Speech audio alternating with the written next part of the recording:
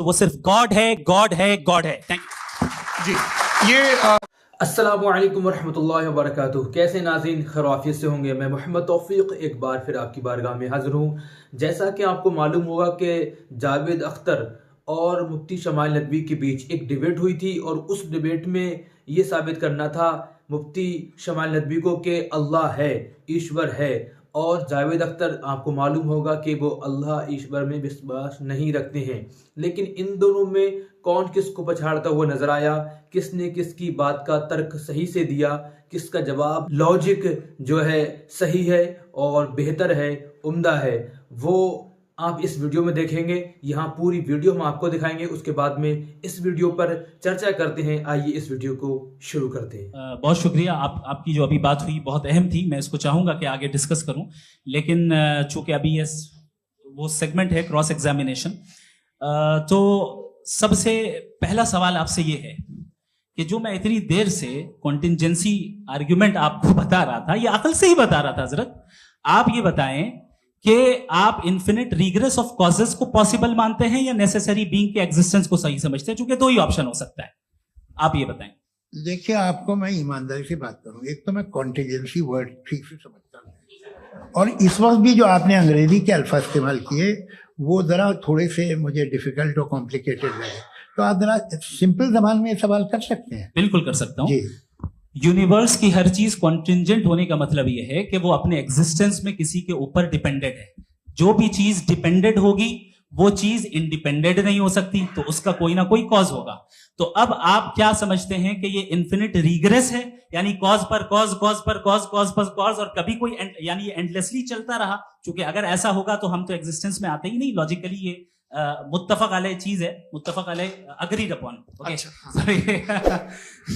इस पे हमने एग्री किया था कि मुश्किल शब्द आएगा तो अर्थ बताना पड़ेगा। तो इन्फिनिट रिग्रेस तो पॉसिबल नहीं है, तो कहीं ना कहीं आपको रुकना पड़ेगा ऐसे नेसेसरी बीइंग पर। नहीं, कोई जरूरत नहीं रुकने की। किसने कहा आप रुकना पड़ेगा? आप रुकते हैं खुदा पे, आप नहीं रुकते। आप कहते हैं वो हमेशा से, जब उस वक्त से है जब वक्त नहीं था। आप कहाँ रुकते हैं कि अब हुआ था वो?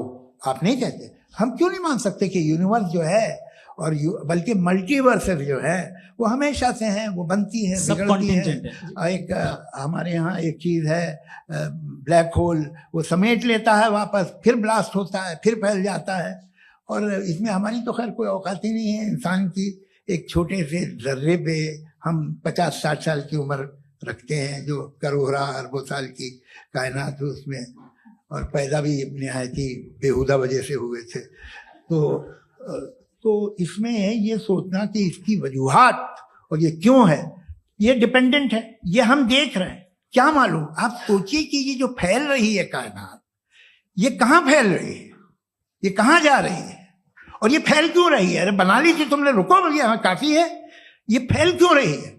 ये और कौन सी कायनात जिसे मैं दूरबीन से देखता हूं तो 2 बिलियन लाइट ईयर पे है, उससे मेरा कोई वास्ता ही नहीं है। 2 बिलियन ईयर यानी अगर मैं 80,000 माइल्स पर सेकेंड से चलूं तो 20 करोड़ साल में वहां पहुंच जाऊंगा। इसकी जरूरत क्या थी? ये दुनिया, ये कायनात तो इंसान अशरफुल मखलूकात के लिए बनाई गई ना। तो ये सब ये टर्म समझ में नहीं आया,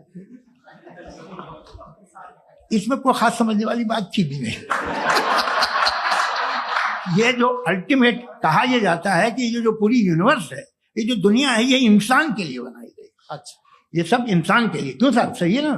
बिल्कुल, लेकिन इसका ये मतलब नहीं कि किसी चीज के पीछे रीजन आपको नहीं पता तो रीजन नहीं है। इसे कहते हैं नहीं, मुझे नहीं पता, लेकिन मेरी जिम्मेदारी नहीं है। वो बिल्कुल सही कहा था उसने, बर्टन रसल ने। आपने उसे मजाक में टाल दिया कि भाई आप एक दावा कर रहे हैं, मैं क्यों कहूं कि ये गलत है दावा? आप प्रूफ कीजिए, मेरे पे जिम्मेदारी ही नहीं है, मैंने थोड़ी कहा है। आप प्रूफ कीजिए कि ये सही है। आप आर्ग्यूमेंट ऑफ कंटिंजेंसी का जवाब ही नहीं दे रहे हैं। पूछना चाहेंगे? आप सवाल पूछना चाहेंगे मुफ्ती साहब से? क्योंकि ये क्रॉस एग्जामिनेशन का दौर है। आप जैसे पहले बोल रहे थे फेथ को लेके कुछ, मैं ये पूछना चाहूंगा कि खुदा ने जो भी रेवल्यूशन किए हैं, एक मजहब के लिए बहुत से मजहबों में किए हैं, अलग अलग रेवल्यूशन है। कहीं कुछ एक बातें हैं, कॉन्ट्रडिक्शन भी है आपस में, कहीं कुछ आप कर सकते हैं, कहीं कुछ नहीं कर सकते। ऐसा नहीं है कि सबकी कोड ऑफ मॉरल एक है। तो ये किस्सा क्या है? अब आप ये देखिए कि मुझे कभी कभी लगता है कि जो फुटबॉल फाइनल होता है, लाखों लोग होते हैं, फिर वो टीवी कवर कर रही, करोड़ों लोग, अगर उसमें खुदा की एक गूंगी आवाज आ जाती, मैं गॉड हूं, तो सारे लोग अभी सुन लेते और टीवी पे भी सुन लेते, किस्सा खत्म होता। ये इतनी राजदारी क्या है कि तुम सामने कुछ तो सबूत दे दो हमें सॉलिड। ये कह रहा साहब ये यूनिवर्स कैसे बनी, इससे मसला क्या हल होगा? मैं पूछूंगा आपसे खुदा कैसे बना? क्यों नहीं पूछूंगा कैसे बना? बल्कि वो तो कायनात से कहीं ज्यादा इंटेलिजेंट है, कायनात से कहीं ज्यादा कॉम्प्लेक्स। जी वो हमेशा से है। आप कहेंगे मैं मान लूंगा। अच्छा, दोयम वो कादिर मुतलक, यानी कादिर मुतलक का मतलब ओमनीपोटेंट, वो जो चाहे कर सकता है। आपको नौकरी दिलवा सकता है, आपकी अच्छी जगह शादी करवा सकता है, आपके पड़ोसी का मुकदमा हरवा सकता है, आपको जिता सकता है, सब काम करता है। थोड़ा सा माइक क्लोज। वो इस दुनिया को चला कैसे रहा है? ये दुनिया कैसे चल रही है? आपको इस पे हैरत नहीं होती? या कयामत के बाद कभी एक जस्टिस होगा, जब ये बच्चा मर चुका होगा, जिसकी धज्जियां उड़ गई बम से, इसको इंसाफ मिलेगा सब। अच्छा, अब जवाब दूं? हाँ दीजिए। मैं इसीलिए आप की तरफ। सबसे पहले आपने रेवलेशन और स्क्रिप्चर्स की बात की, इस पे मैं बात कर सकता हूं लेकिन आज नहीं करूंगा चूंकि वक्त कम है, कभी और इस पे डिस्कस करेंगे। मैं तैयार हूं उस पे भी बात करने के लिए। ये अभी से राउंड 2 की भूमिका तय हो रही है। Does God exist round 2? जी, चूंकि आज गॉड के एग्जिस्टेंस पे बात है तो मैं उसी के रिलेटेड जो है आपके सवालात को एंटरटेन भी करूंगा और मैं भी पूछूंगा। आपने कहा कि आपने साबित ही नहीं किया, जबकि आर्ग्यूमेंट ऑफ कॉन्टिजेंसी बुनियादी आर्ग्यूमेंट है। आप मुझे कॉन्टिजेंसी का मतलब बताइए, आपका मतलब क्या कॉन्टिजेंसी? कॉन्टिजेंसी का मतलब यह हुआ कि हर वो वजूद जो किसी भी चीज का पाबंद है, हर वो वजूद या हर वो चीज जो अपने एग्जिस्टेंस में किसी भी चीज के पाबंद है और उससे बाउंड है, उसको उसकी जरूरत है, उस पर डिपेंड करती है, तो जाहिर सी बात है कि उसका कोई ना कोई कॉज होता है। ये तो अक्ल की बात है। ये आप रीजनिंग की बात करते हैं, मैं वही कर रहा हूं। दूसरी चीज, आपने ये बात कही कि इतने बिलियन लाइट ईयर्स दूर है, उसका मेरा क्या लेना देना। फिर मेरे ख्याल से आपको ये नहीं कहना चाहिए I think therefore I am an atheist. आपको सोचना चाहिए, सिर्फ आप एक लिमिटेड दायरे में रहकर नहीं सोचें बल्कि बाहर निकलकर सोचें। आपने तीसरा सवाल किया, आपने 2-3 सवाल एक साथ। ऐसी बातें ना कीजिए, कुत्तों को इतराज हो जाएगा आप पे कि आप कुछ भी सोचिए। ये इजाजत आपको है नहीं, मुझे है।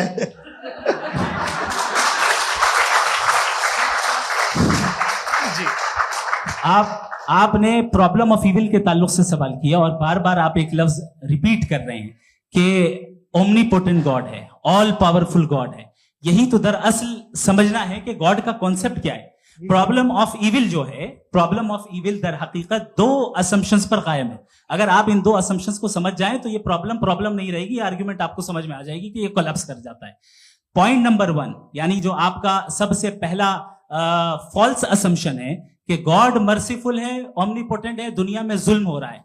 लेकिन आपको यह समझना चाहिए कि हमारे वर्ल्ड व्यू के मुताबिक गॉड सिर्फ ओमनीपोटेंट और सिर्फ मर्सीफुल नहीं है, बल्कि वो ऑल वाइज भी है और वो ऑल नोइंग भी है। उसके हर काम के पीछे हिकमत और विजडम है। ये कोई जरूरी नहीं है कि वो हिकमत और विजडम आपको समझ में आए या मुझे समझ में आए। अगर आप जो समझ रहे हैं उसके मुताबिक आप फैसला कर रहे हैं, ये लिमिटेड पर्सपेक्टिव से आर्ग्यूमेंट है। और इस चीज को हम अपनी दुनिया में, अपने लाइफ में, डेली लाइफ में इस प्रिंसिपल को एक्सेप्ट करते हैं। हम जब किसी डॉक्टर के पास जाते हैं, डॉक्टर के पास जाकर वो अगर उसने हमें कोई दवाई दी है तो हम ये तो नहीं कहते कि जब तक आपके पास जितना नॉलेज और जितना विजडम नहीं है, आपने क्यों ये दवाई दी है, तब तक हम इस चीज को एक्सेप्ट नहीं करेंगे। नहीं कहते, हम उसकी अथॉरिटी को तस्लीम करते हैं। क्यों? क्योंकि उसकी हम जानते हैं कि वो नॉलेजेबल है, वो विजडम वाला है, हमसे ज्यादा नॉलेज और हमसे ज्यादा विजडम है। बताएं सर। मैंने डॉक्टर में और खुदा में बड़ा डिफरेंस है। डॉक्टर पढ़ा लिखा होता है एक, तो मैं उसकी बात सुनूंगा। दोयम ये नहीं, कुछ जवाब तो ये भी नहीं है। सर प्लीज, अगर सब ऑडियंस से बोलने लगेंगे तो फिर मतलब नहीं सिविलाइज्ड बहस का। मतलब आप ये कहें कि चूंकि आप डॉक्टर पे बिलीव करते हैं इसलिए खुदा पे बिलीव कीजिए, क्या ये मिसाल आपको समझाने के आर्गुमेंट है, इस पे आपको एतराज नहीं है। तो सिंपल बात ये है कि मैं अगर ये यकीन कर रहा हूं कि एक ओमनीपोटेंट, उसकी मसलहत है, ये जो बच्चे मर रहे हैं ये मसलहत है उसकी, मुझे नहीं चाहिए थी मसलहत। उसकी मसलहत नहीं, यही तो समझना है। मतलब एक्सपीरियंस। अच्छा, इस आपने अभी मेरी बात पूरी सुनी नहीं। मैंने कहा आपका पूरा आर्ग्यूमेंट दो फॉल्स असम्पशंस पर है। एक फॉल्स असम्पशन मैंने बता दिया, दूसरा फॉल्स असम्पशन ये है कि इस दुनिया में इविल के होने का कोई गुड रीजन नहीं है, जबकि हमारे पास बाज रीजंस मौजूद हैं, हमारे पास बाज वजूहात मौजूद हैं। अगर इस दुनिया में इविल ना हो तो आप गुड को डिफाइन कैसे करेंगे? अगर जुल्म ना हो आप इंसाफ को समझेंगे कैसे? अगर तारीकी ना हो तो आप लाइट को समझेंगे कैसे? बहुत अच्छा। अभी और सुन लें, अभी और बाकी है। ये तो बात बहुत पसंद आई साहब मुझे, कि जब तक रेप ना हो तब तक औरतों की इज्जत का ख्याल आपने मेरा जवाब पूरा सुना ही नहीं। जब तक के बच्चों का कत्ल ना किया जाए तब तक आपको बच्चों की मासूमियत की इज्जत। आपने पूरा जवाब सुना ही नहीं। क्या बात है, क्या आपने नुक्ता निकाला? आपने पूरा जवाब सुना ही नहीं। आप सुन लें, मेरी बात सुन लें। ये मैंने आपको एक चीज बताई। दूसरी चीज, इस दुनिया में हम आए हैं टेस्ट के लिए, हमारा टेस्ट हो रहा है और हर इंसान का अलग अलग अंदाज में टेस्ट होता है। और इस दुनिया में अगर इविल मौजूद है तो वो इविल जरिया है हमारे अंदर ह्यूमन नोबल क्वालिटीज को डेवलप करने का और अलग अलग फील्ड में प्रोग्रेस करने का। और अगर हमारे अंदर और इस दुनिया में इविल नहीं होता तो बताइए टेस्ट का मतलब क्या होता? अगर मैं अपने स्टूडेंट को एमसीक्यूज दूं और उसमें सिर्फ राइट आंसर लिख कर दे दूं और कहूं तुम्हारा टेस्ट हो गया, ये मीनिंगलेस है। इस दुनिया में अगर हम टेस्ट के लिए आए हैं तो जाहिर है गुड एंड इविल दोनों मौजूद है। तो अगर गुड एंड इविल दोनों मौजूद है तो ये इविल भी खुदा का बनाया हुआ है। जी हाँ, खुदा का बनाया हुआ है। लेकिन अच्छा, चलो अच्छी बात। जी बिल्कुल, तो बिल्कुल खुदा ने बनाया। अभी तो ये है कि जो मेजॉरिटी है दुनिया में वो इविल है, तो ये खुदा एक्चुअली इविल के साइड पे लग रहा है मुझे। बिल्कुल भी मेजॉरिटी में तो वो है। क्या बात कर रहे हैं भाई आप? कोई भी जो मुंसिफ होगा, चाहे आपका अपना घर हो जिसके आप सबसे बड़े हैं, चाहे आपकी ऑर्गेनाइजेशन हो जो आप चलाते हैं, वहां पर आप इविल रखेंगे साबित करने को कि बाकी लोग शरीफ हैं। मेरी बात सुन, क्या ये आर्ग्यूमेंट ही गलत है? अगर कि जब तक के कोई इविल नहीं होगा तब तक के शरीफ आदमी शरीफ नहीं लगेगा। अगर एग्जामिनर गलत ऑप्शन दे रहा है तो एग्जामिनर इविल नहीं हो गया, जो गलत ऑप्शन को सेलेक्ट कर रहा है वो फेल होगा। क्रिएटर ने इविल को बनाया है लेकिन वो इविल नहीं है। अच्छा सुनिए मेरी बात, let me complete sir. Creator ने इविल को बनाया है टेस्ट के लिए, वो इविल नहीं है। इविल वो होगा जो उसे इख्तियार करेगा। छुरी को बनाने वाला गलत नहीं होता है, छुरी का गलत इस्तेमाल करने वाला गलत होता है। रेप को कैसे गलत इस्तेमाल करते हैं? क्या जवाब देती हैं? रेप इंसान के फ्री विल का नतीजा है। ये रेप कैसे गलत इस्तेमाल होता है? ये अब सुन ले, गलत इस्तेमाल होता है। हाँ मैं बता रहा हूँ ना, कैसे गलत? मैं बता रहा हूँ कि जो इविल इस दुनिया में मौजूद है उसके कई सारे तरीके हैं। एक तरीका इंसान का अपना फ्री विल है। अब अगर कोई रेपिस्ट रेप कर रहा है तो इसका गॉड का कसूर नहीं है, वो अपने फ्री विल का गलत इस्तेमाल कर रहा है, उसको सजा मिलनी चाहिए। अच्छा, और उसी के लिए जहन्नम बनाई गई है। ये फ्री विल का भी बड़ा चक्कर। आप जब कोई बुरा काम करते हैं, कोई बुराई होती है तो ये कहा जाता है कि ये फ्री विल है। 7 billion free wills are moving on this planet. 7 billion free will. और एक आदमी अपनी फ्री विल से मुझे कत्ल कर दे तो मैं खुदा की मर्जी से मरा हूं कि इसकी फ्री विल की वजह से? मेरी मौत खुदा के हाथ है या ये फ्री विल वाले के हाथ है? खुदा ने फ्री विल का निजाम बनाया है और उस निजाम का गलत इस्तेमाल करके कोई आपको मार रहा है, इस्तेमाल करके मेरा कत्ल कर देता है। अब मेरी मौत का जिम्मेदार कौन है? वो इंसान जिम्मेदार है। वो इंसान जी। तो ये कहना कि और उसको सजा मिलेगी। तो अब आप आगे चलिए कि ये तय करना कि अल्लाह ही या अल्लाह ने खुदा ही जिंदगी देता है, खुदा ही मौत देता है, ये गलत है। बिल्कुल गलत नहीं है। हाँ, नहीं, निजाम उसी ने बनाया फ्री विल का। निजाम मौत और हयात का उसी ने बनाया। You are contradicting yourself. अभी आपने कहा कि एक आदमी ने फ्री विल से आपको मार दिया, इसमें उसे फ्री विल दी गई थी, उसने गलत इस्तेमाल किया। 7 billion free wills are moving on this planet और आप चाह रहे हैं कि मैं सिर्फ खुदा का ध्यान करूं। ये 7 बिलियन फ्री विल्स को मुझे लुक आफ्टर करना पड़ेगा कि नहीं? ये तो तबाहियां कर रही हैं और तबाहियां ज्यादा हो रही हैं। बिल्कुल। तो अगर आप बताएं अगर खुदा नहीं है फॉर एग्जाम्पल, तो आप इविल को कैसे डिसाइड करेंगे?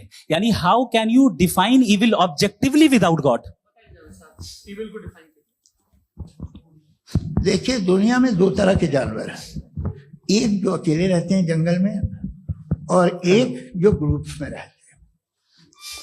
ग्रुप में जो भी रहेगा, चाहे वो आपका फाउंडेशन हो, चाहे कोई क्लब हो, चाहे कोई पॉलिटिकल पार्टी हो, चाहे कोई यूनिट हो, उसमें आपको इंटरैक्ट करने के रूल बनाने पड़ेंगे। यानी लोग तय करेंगे। लोग क्या करेंगे? अगर लोगों ने ये तय किया कि किसी का रेप करना सही है, आप जस्टिफाई करेंगे? लोग- आपका फाउंडेशन तो ये हो गया ना कि लोग ही विल डिसाइड दुनिया करेंगे। में- नहीं, अरे दुनिया में ऐसे ग्रुप्स हैं जो रेप को जायज मानते हैं सर्टेन हालात में। मैं डिटेल में नहीं जानूंगा, आप भी जानते हैं। ये जो आईसिस वाले थे, इन्होंने क्या किया था, तो उन्होंने क्या किया उसका खुदा से कोई ताल्लुक नहीं है सर। मैंने सिंपल सवाल किया कि इविल को आप डिफाइन करते चलिए, कैसे चलिए, हैं? आइए वापस आइए। जी, आप साथ में तभी रह सकते हैं जब कुछ आप ऐसे उसूल डेवलप करें जिसमें हर एक का बेसिक तहफ़्फ़ुज़, हर एक का बेसिक राइट हो और हर एक को कोई आराम मिले। यही तरीका है किसी भी ऑर्गेनाइजेशन जिसमें एक से ज़्यादा लोग हैं और वो ऐसे चलती है जिंदगी। उसमें अगर आप गड़बड़ करेंगे तो तबाही होगी, नुकसान होगा, बर्बादियां आएंगी। और अगर उसमें आप घर ले लीजिए ना, एक हस्बैंड है, एक वाइफ है, बच्चे हैं, वालदा भी हैं, 2 बहनें भी हैं, एक भाई भी है। अब इसमें कोई निज़ाम आपको चाहिए साथ में रहने का, और एक दूसरे पे भरोसा रहे, एक दूसरे के बहीख्वाह हों, एक दूसरे की मदद करें, ऐसी जिंदगी। सर आपकी बात आ गई। आप ये कह रहे हैं कि लोग डिसाइड करेंगे क्या सही है क्या गलत है, यही है? मेजॉरिटी डिसाइड करेगी क्या सही है क्या गलत है? अरे भाई बिल्कुल। मेजॉरिटी अगर ये कहे कि नाजी जर्मनी के साथ जिस तरह मेजॉरिटी थी कि जेनोसाइड करना सही है, आप जस्टिफाई करेंगे?